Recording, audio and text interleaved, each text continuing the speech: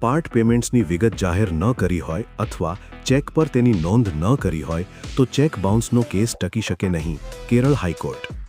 કેરળ હાઈકોર્ટે ચેક ડિસઓનરના કેસમાં ફરિયાદ પક્ષ દ્વારા દાખલ કરવામાં આવેલી ફોજદારી અપીલને ફગાવતા ચુકાદો આપ્યો છે કે જ્યારે ચેક આપ્યા બાદ દેવાદારે એટલે કે ડ્રોઅરે આંશિક ચૂકવણી કરી દીધી હોય અને તે ચૂકવણીની નોંધ ચેક પર કરવામાં ન આવી હોય કે ફરિયાદમાં તેનો ખુલાસો કરવામાં ન આવ્યો હોય ત્યારે તેની મૂળ પૂરેપૂરી રકમ એટલે કે ફેસ વેલ્યુ માટે રજૂ કરાયેલ ચેક નેગોશિયેબલ ઇન્સ્ટ્રુમેન્ટ એક્ટની કલમ 138 હેઠળના કેસ માટે માન્ય ગણી શકાય નહીં.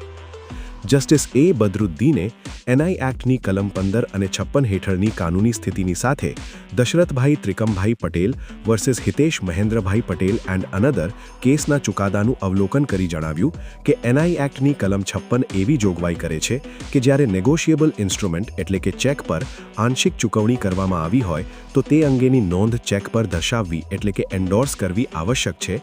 ત્યારબાદ જ તેને બાકી રહેલી રકમ માટે રજૂ કરી શકાય છે. જો ત્યારબાદ ચેક બાકીની રકમ માટે અસ્વીકૃત એટલે કે ડિસઓનર ખાય તો જ કલમ 138 હેઠળનો ગુનો લાગુ પડે છે. જસ્ટિસ એ બદરુદ્દીને ઉમેર્યું કે જો આંશિક ચૂકવણીઓની નોંધ ચેક પર કરવામાં ન આવે અને ચેક તેની મૂળ પૂરેપૂરી રકમ માટે રજૂ કરવામાં આવે તો તે રજૂ કર્યાની તારીખે વાસ્તવિક કાયદેસર રીતે વસૂલવા પાત્ર દેવું દર્શાવતું નથી અને તેના ડિસઓનર થવાથી કોઈ ફોજદારી જવાબદારી ઊભી થઈ શકતી નથી. અમારી વોટ્સએપ ચેનલને ફોલો કરો.